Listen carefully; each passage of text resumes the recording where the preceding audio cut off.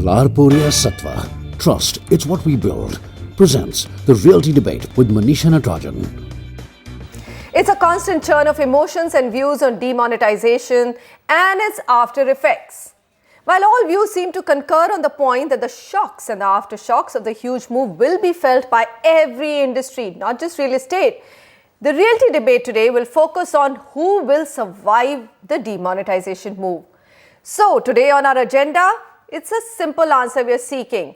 We're going to get our panelists to give us the top 3 to 5 survivors in real estate. And what do we mean by that? Top cities which will come out relatively unscathed. No one is not going to be affected.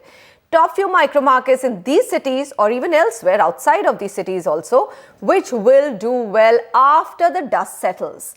And the top builders are kind of builders who have the resources to withstand the storm and continue to stand with their feet planted on the ground. Welcome everyone. I'm Manisha Natarajan and my panel today includes Niranjan Hiranandani, CMD Hiranandani Group and President Naredco West, JC Sharma, VC and MD Sobha Limited, Ashwinder Raj Singh, CEO Residential Services, JLL India, and Sameer Jasuja, CEO of Prop Equity. Gentlemen, thank you so much for joining me. Here I have some big data which says that home sales fell by 22% in 8 major cities to 33,304 units during the September quarter due to muted end-user demand. Of course, speculators were out and have been out of this market for the last 1.5 years. Mr. Hiranandani, I'm going to come to you first and ask you honestly, the first few debates we did, everyone said, look, this is going to be a short-term effect, but now there are views converging across India where the rara on demonetization has gone down and now everyone is beginning to do the math and saying it may not be short-term, the effect could be really long-term. So what are you summing up in real estate?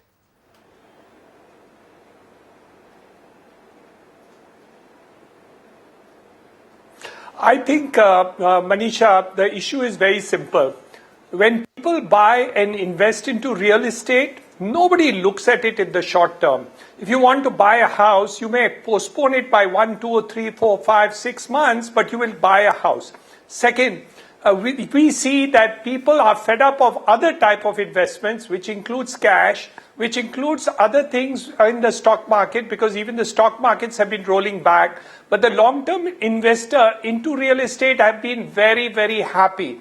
So yes, you are 100% correct that in the short run, the real estate industry, like most of the other businesses, have been negatively affected, but I don't see any problem in the long run. Our inquiry list is very, very high. Our closure list is definitely slow. I agree with you entirely that there is a present position of pain, maybe excessive pain. I agree with you that RERA is going to bring about more pain in the future. I don't see that there's not a single inch of a doubt. Everything that you have said is correct. However, I don't agree with you when you say that the sales are going to be affected in a macro position. So if you take a 1-year scenario, I don't see any problem in terms of sales happening, especially in the Mumbai region market, at least in the long run. So let me bring the man behind the numbers. Sameer Jasuja, come in here. And before I go to Mr. JC Sharma, I think most developers have accepted that sales have fallen and inquiries have fallen post demonetization. Here's my question to you. Mr. Hiranandani contests that this is a long-term purchase and really it might get affected for 6 months, but people don't really stop thinking about buying a house. Real estate was also the biggest place for people to park black money. Now, we might come back to this mute question in terms of just your outlook on when will the demand come back? Will it be 3 months, 6 months or longer? Manisha, we have to really break down the demand into affordable, mid and luxury over here. I think when we talk about affordable and mid, I think the recovery will be much faster.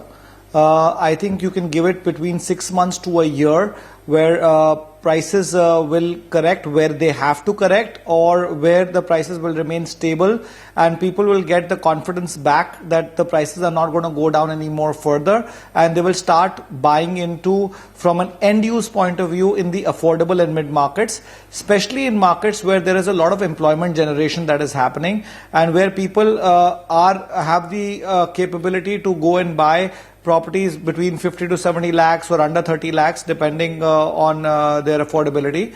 Coming to the luxury segment, yes, that is an area where especially in secondary markets where the prices are very high, where cash used to be a high component in transaction, and where people used to buy property also to park cash, and there were a lot of investors also out there, because luxury properties are also typically bought by many people who have a couple of properties already. Sorry, Sameer, we are sticking then to just that argument that affordable and mid are not going to be affected. Sooner than later demand will come back, but luxury, one doesn't know. All right, hold that thought there.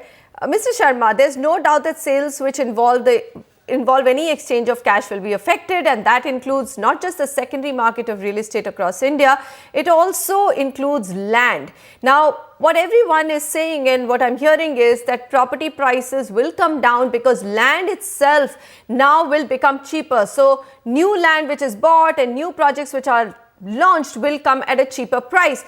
How does that affect your current pricing? If for 6 months you're not able to sell at the velocity which you need to sell to pay your interest, then at what point will the market crack and will you say, hey, listen, let me bring down the prices a little bit more, otherwise I'm going to be in trouble? Manisha, you have raised two very important points. One is technical in nature, one is fundamental. As far as technical issues are concerned, where developers who are going through with a cash flow mismatch, or a land banker, or anybody who is in a hurry to divest, there may be a probability that the land prices may come down or the product prices may come down.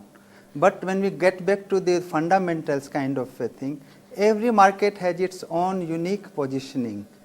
I don't think in a place like Bangalore, or where we are operating today from 8 to 9 cities, average realization is 6,000 rupees a square feet. The land prices have started falling on those markets, A, or the construction cost is likely to come down, or C, whether the supply side dynamics also likely to improve in the near future. So that is where what Mr. Niranjan Hirandani has been telling, that short term the Indian economy is going to take a hit, because cash was the currency, 86% of that currency is gone, and people, because of the kind of reports they hear, they are taking a pause. Inquiries still remain stable. I agree with Mr. Hirandani here again as well, but the ability to take the call is not there. But with interest rates declining, with office space absorption going with higher rentals, with what we have been looking for, ease of doing business, RERA in place, environmental ministry has come out with excellent rules. This is what we have been craving for, that let our customers get better rates from the bank, let developers have the ease of doing business. If this all results into somewhere passing the benefits to the customer, we will be too happy to pass on that benefit, to get the benefit of the volumes. But right now I don't think any possibility. All right. Okay, Ashwin, we're not going to go back and revisit the questions which we already have. I think it's accepted that, look, it's very difficult to have a crystal ball or read the tea leaves on when the pain will be over. I don't think anybody is in a position to do right now, and I think it's an unfair question for media to keep hounding an answer for. So let's come to the brass tacks and ask you this very simple question. 3 cities which are being touted as who will survive or will withstand this downside, the most, Bangalore, Pune are 2 cities and Hyderabad 3. Do you agree that these are the 3 cities which will probably be standing the best? See, Manisha, I was doing some background discussions with a lot of HFCs and NBFCs and banks which are in mortgages. I think other than Pune, if I take out Pune, because Pune is a mid-segment affordable market, does not have much of luxury, though it has. I feel Bangalore at number 1, Hyderabad number 2 and Mumbai will also be able to come out of this pain very soon. And I completely agree with what Mr. Hiranandani said. What is happening is that even when we look at our inquiries, the inquiries have been there, and most of the sales that were supposed to happen in November and December have not got cancelled, but they have got deferred. And there is a kind of flux in the market, and all the decision makers are kind of, because they're talking to a lot of people, as you said, there's a lot of discussion on the media that is happening.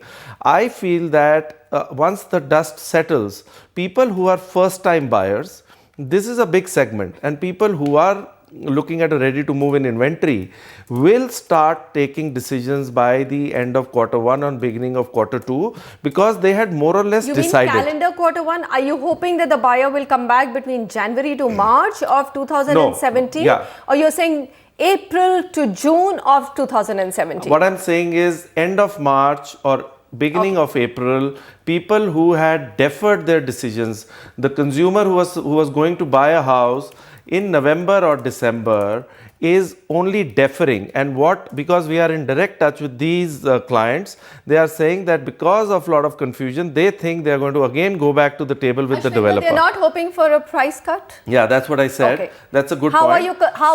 How are you convincing them that there will be no price cut? So because they believe that it's all about who can hold out more. And tell me, in today's environment, who can hold out more? The buyer, who is already living in a rented house and rentals aren't more than 1.5 to 2%, or the developer who in most cases has a EMI, or let's say not even an EMI, a large interest to pay. See, Manisha, I am talking of a segment which had already decided to take an apartment. Now, what is going to happen is the developer themselves who were engaging with these clients through the intermediaries are more than happy to sit on the table with the checkbook in hand and say, let's negotiate and let's take one step at a time. You take a step forward, we will take a step forward. I don't think there's going to be a drastic change in the prices, but the developer, who's a A category developer, will ensure that whatever best can be done is done, so that they facilitate the entire decision making process. Because as I'm repeating what Mr. Hiranandani said, because that was a very pertinent point that he made, that the other asset classes have started also reeling under pressure. Yep. It is not just real estate. Fair point, Ashwinder. Hold your thought there. Other asset classes, I don't know what's happening to the debt market. I'm very confused with this. Now a hike in Fed rates, and one day you have bonds going up and the other week you have bonds collapsing. Here you have stock markets which also are under pressure, because you don't know which business is likely to get affected how. So Samir, you of course have always believed in, and you are a master at making money in almost all asset classes. So tell me, look at the entire scenario and tell us, really, would real estate then also not then become one of the safe havens of investments? That hello, there is a bottom to real estate, at least, because prices haven't gone up in 3.5 to 4 years, and already they're at 25 to 30% lower. I can negotiate another 15% with a developer. So maybe it could be a good investment to park my money in. Manisha, I would still maintain that personally, after understanding both the stock markets and the real estate markets, that for investors, I think the best time to invest would be the stock markets, especially with the current context of demonetization and what benefits will come to the economy in the long term. As far as the real estate markets are concerned, I think they will create a situation where the end users, which is the substantial lot, which is the lot that we should be going after as an industry, would get a fantastic opportunity to enter the market at the right price points. And we know that the demand in the end user segment is very, very high, and this probably would be the opportune time for them to come into the market. So Samir, you are accepting that there is a lot of pent up and latent demand amongst end users. All right, okay. So I think that's what everyone's been talking about. I'm not clear on the numbers. I would agree with you there. Okay, fair enough. Then there is a lot of pent up latent demand, and that's likely to, how long will that demand wait is the Manisha, question. I'd like to make 2 more points. Okay, go ahead. Manisha, I'd like to make 2 more points. One important point, that for the first time, the end user will have the choice to buy a ready property from the developer directly. And that's a big deal. So he will save either on the rent or on the interest, either or. You know what I'm talking about? The second point that I would like to make is, so the risk gets mitigated because there is so much ready property that's going to be there for him to choose from. Okay. So that is going to be a then, big then let's come benefit, down and to also the the list prices have of also markets, become more rational. Sameer, that you think are going to withstand. I mean, I think the focus of this debate was to see who's going to be left standing. In terms of markets, Hyderabad, Pune, Bangalore clearly emerge as one of those markets, all three cities which will survive. Would you agree that Mumbai will do so as well? I would agree with Mumbai, Hyderabad and Pune, and so will I agree with Mumbai also, because Mumbai is one city which has very limited supply. And when I talk about Mumbai, I don't talk about Thane and Navi Mumbai. So when we're talking about Mumbai specifically, and I would like to leave South Mumbai out because I have my reservations there, because there's a lot of cash component that goes into that market and the prices are anyway exceptionally high over there. Leaving aside South Mumbai, I think Mumbai will not get that badly affected. And yes, Hyderabad, Pune and Bangalore, all three cities will do reasonably well, barring certain micro markets which are luxury in nature and secondary in nature. All right. Now let's come to that big question, Mr. Sharma, in terms of what kind of builders will be left standing. Now here's the situation, and whether anyone accepts or not, but some of the marquee builders and developers also are either resting on PE money or bank loans, of course, and that's the way to do business. Interest demands are going to come back. And here's a situation where if you're not able to sell, there is that pressure to at least sell a certain number of units every month to just be able to actually honor your commitments to the lenders. Tell me, how much do you think this industry will be able to take a slowdown for, or how long will it be able to bear the brunt of a slowdown? It's a very good question, and because of the slowdown what this industry has been facing since last couple of years, and since most of the developers had gone for high cost loan from NBFCs and others, I think every company will have its own problems to solve, and post demonetization and post RERA, if they do not act in a manner where they are not able to meet their commitments, chances are some of these developers will have to face the consequences. But I am looking at the same thing from a different angle. My view had always been that in every sector, right, there has to be a competency. This was one sector where competency was lacking and anybody could have become a developer.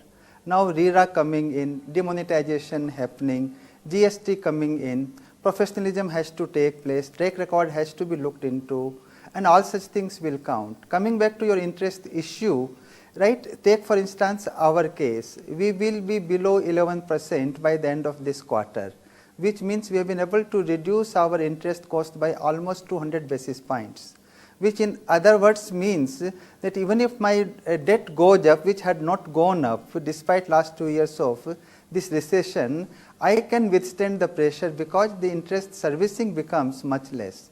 And we are on record communicating that more than 900 crore of credit limits have been sanctioned yet to be disbursed, with no track record of defaulting or delaying any project. So for us, it is a godsend opportunity to capitalize on.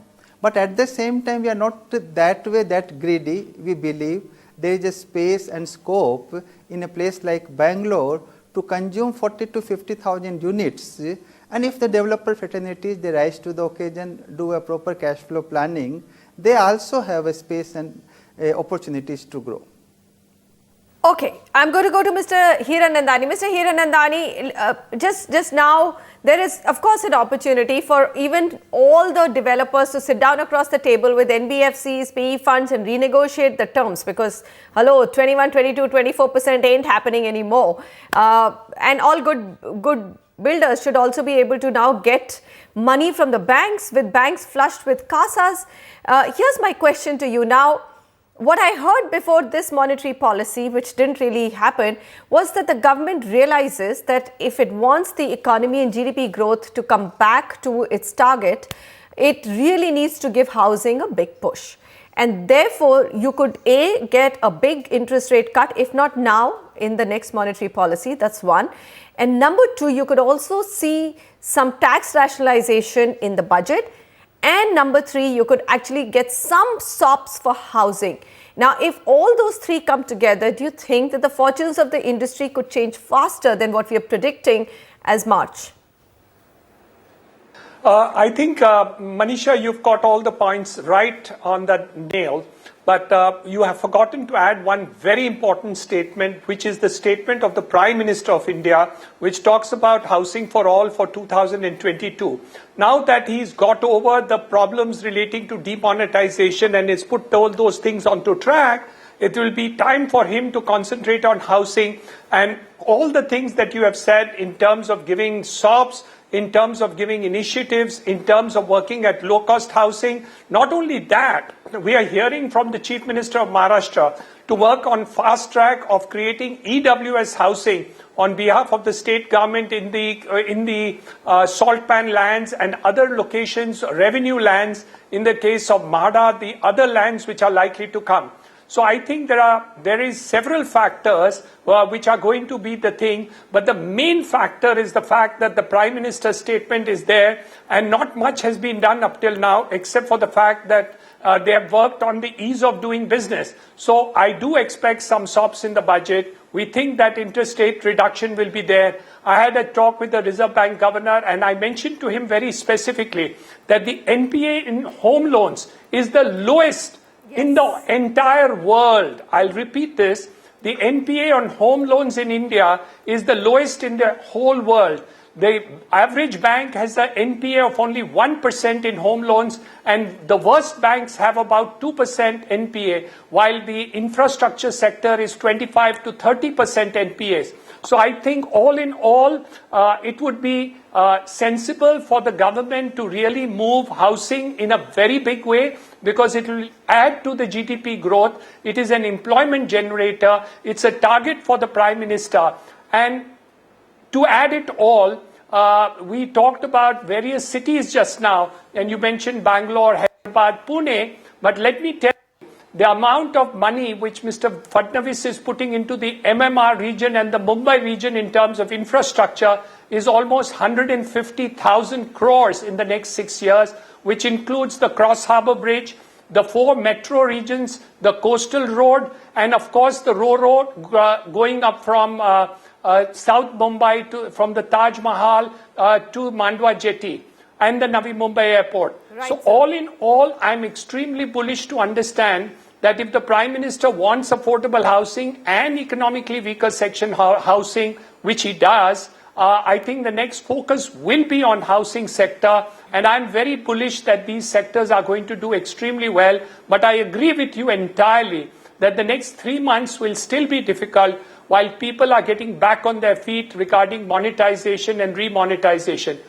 And lastly, I must share with you that most of us builders have all turned to full white transactions as far as the peripheral areas are concerned. So we are really not bothered in terms of the demonetization move, and the people are looking for additional funds to come from the banks, and we are hoping also that the 80% cap or 75% cap which banks and Reserve Bank is doing will be increased to 85 to 90%. So the buyer, the first home buyer, will not have to put more than 10%. So all in all, I'm extremely bullish on the residential side, and the MMR region, the Panvel region, the Navi Mumbai region, the Thane region is going to really see a big boost, and I can take a bet on that. Okay, well, you versus Samir. Samir says at least those areas won't do very well. Infrastructure takes some time, but of course demand moves ahead of infrastructure coming up.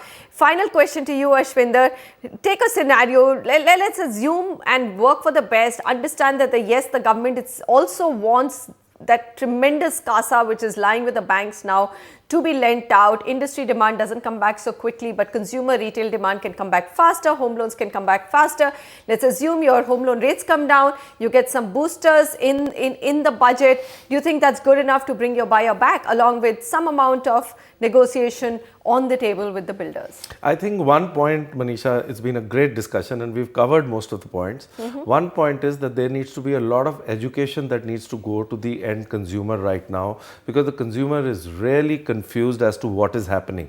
So if all the stakeholders start, looking at the consumer and educating them as to how demonetization is really not linked to their home buying process. Because see, most of the segment that we are talking about, Manisha, very clearly says they are people who have a down payment and they need a home loan. After the home loan, they take the house. So where is the demonetization coming into place? Because once this confusion goes away and these SOPs come in with 90% LTV for the first time buyer, or a 90 or a lower interest rate, definitely for the ready to move in customer. And number a higher three, tax exemption, I hope number he does three, that too, which yes. has been a demand for the One longest more time. point, Manisha, which will definitely help all the stakeholders, but the developers for sure, the high quality developers, is if real estate gets an infrastructure status. Because the moment it gets an infrastructure status, which nobody has spoken about, their cost of funding goes down. Because if you get an industry status, Right. that is not the right thing, because then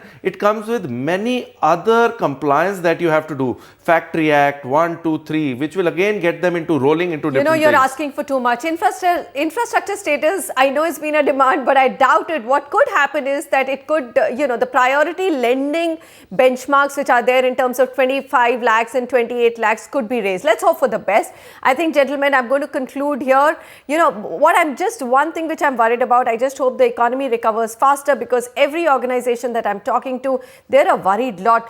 NH8 in Gurgaon to Delhi is just completely empty. All the billboards are empty. The newspapers have shrunk in sizes. Other than wallets, everyone's fearful, everyone's worried. I think it's not just real estate. I just hope that the job losses which happen aren't too much, because remember, irrespective of what you say, the sentiments are what are going to drive real estate purchases. I need to feel extremely comfortable of my future earnings to be able to bet on real estate, even as a first-time home buyer. So we hope all of those will also come together. Thank you, gentlemen, for joining me. Recovery, well, cities and regions will depend on the fundamentals of the city. So keep a close eye on where commercial office space leasing is really strong and robust. Read all those reports by JLL, Cushman, etc. and maybe you'll get an idea in terms of where is it or which are the cities which are the best sheltered. Thank you so much and goodbye.